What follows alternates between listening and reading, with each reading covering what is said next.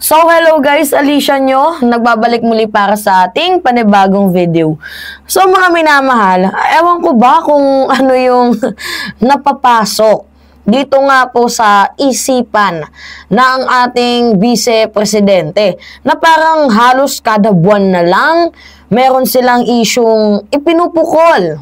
Nung una, si PBBM is user, diba? Tapos naglalamyerda. And then ngayon, eventually, biglang amoy alak.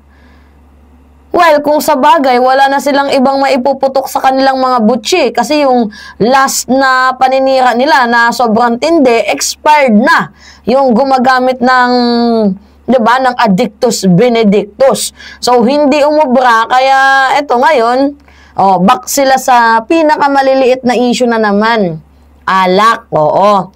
So, nung nag-resign daw, okay, itong si VP Sara Duterte, ayaw daw po sanang tanggapin ni PBBM. Siyempre, baka naman malay mo, nakikipagplastikan lang din, kasi pag tinanggap agad yan, ibig sabihin na baka mamaya magalit ka or kung ano yung isipin mo. But anyway, okay, nangyari naman na.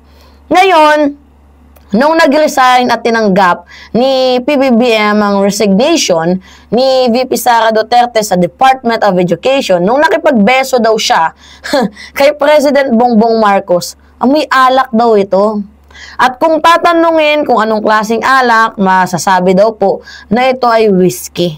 Alam nyo, sobrang hirap na paniwalaan si VP Sara Duterte kasi even nga siya mismo, source ng fake news. So, diba, paano tayo maniniwala kay Vice President Sara Duterte sa kanyang mga sinasabi na in the first place, siya din po ang nagpapauso ng mga fake news. Diba, mga minamahal, nakakaloka. Or baka naman, hindi niya lang matanggap na tinanggap ni PBBM ang kanyang resignation letter. Kung kaya't ang daming sinasabi. At saka, bakit ngayon lang? Di ba mga minamahal, bakit ngayon niya lang ito isiniwalat? Na dapat sana noon pa. Bakit ngayon lang? Alam nyo, nauumay na ako dito sa ating vice-presidente.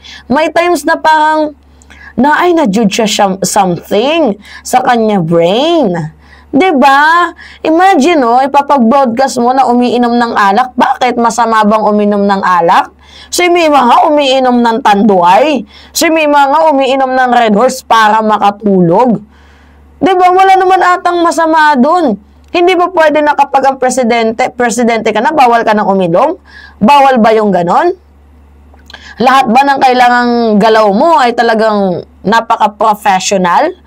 In a way na gusto mo, hindi ba pwedeng kahit papaano magsaya ang ating presidente despite sa mga problemang kinakaharap niya? Alam nyo, bobo na lang talaga yung maniniwala dito kay VP Sara Duterte. Ang dami kong mga kaibigan na nagsasabi, noon todo suporta sila dito kay VP Sara. Pero yung nakikita nilang na lang paninira yung ginagawa, yung kanyang ugali, kakaibib na, wala talagang inalis na nila yung kanilang suporta, parang obsessed.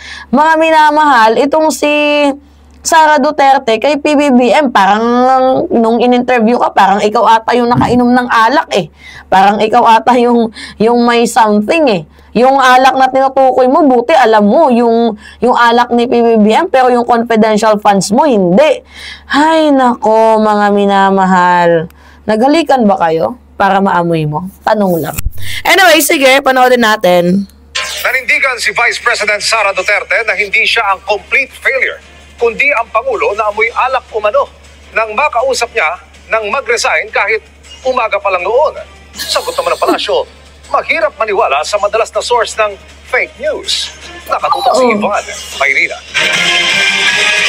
Kung hindi ako ang failure, siguro ang failure is yung 10:30 pa lang ng umaga, amoy alak ka na. Wait lang.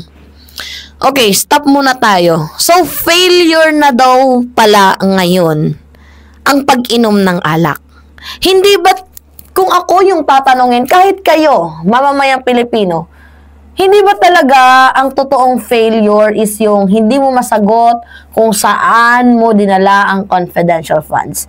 Hindi ba't ang masasabi nating failure is yung flood control projects dyan sa lugar ninyo na hanggang ngayon binabaha pa din? Diba? Yung failure sa war on drugs ng ama mo. Hindi ba't yun yung pinaka-maka-classified mo na failures? Uminom lang ng alak, failures ka na?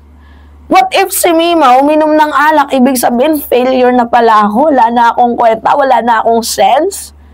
Ganun ba yon, BP? Ay, ang hirap mong ipagtanggol. Ang sakit mo sa bangs. Alright. Good ni Vice President Sara Duterte ang pagsabi ng palasyo na naging complete failure umano siya bilang kalihim ng Department of Education. Ang tinutukoy niyang amoy alak umano si Pangulong Bongbong Marcos.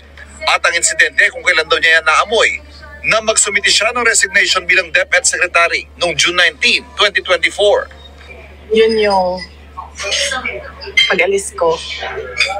Nagbeso-beso siya sa akin. 10:25, 10:30 naman. Amoy alak siya. At kung ako ang pahulain, kung ano yung alak na yon, whiskey.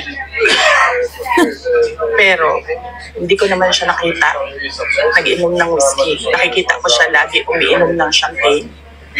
Pero amoy alak siya at 10:30 in the morning. Doon na-confirm yung decision ko na mag-resign. Idinitalye pa ng bise kung paano raw siya Sinisip ang presidente. Actually, kaya ka nag-resign kasi pina-flag ka ng COA. Diba? Nasundan pa ng mga ghost students issue. Kaya ka nag-resign kasi failure naman talaga yung pagiging secretary mo ng Department of Education tapos isisisi mo pa sa ating presidente. Baliw ka ba? May utak ka ba? Ilang beses finlag ang DepEd. And kung makikita nyo sa statistic, di ba sa PISA, second to the last tayo. 85, nasa pang 82 tayo, my goodness. Tapos isisisi mo sa ating presidente, humingi ka ng ilang bilyon na pondo. Sabi mo, aayusin mo ang DepEd. Ginawa mo ba? Inayos mo ba? Di ba hindi? Mas lalo mong ginawang complicated. Yung mga teacher, bago natin ituloy yung video, yung mga teacher, workloaded. Imbes sana yung kanilang trabaho is magturo, workloaded ang ating mga kaguruan. Bakit workloaded? Kasi ang daming task. Diba? Na instead sana pagtuturo na lang ang kanilang ginagawa pag uwi ng bahay, papers dito, kala mo naman kalakihan yung sweldo. Alright, continue tayo. Pinilit kumbinsihin noon ng Pangulo na manatili sa gabinete at inalok pa na ibang pwesto para rito. Hiningi pa nga raw ang tulong niya para sa eleksyon 2025. Kaya ang tingin ng bise sa naging tono ng Pangulo. Hindi yun actions ng taong tumitingin as failure. Ako. Action yun ng taong tumitingin na kailangan niya yung trabaho ko.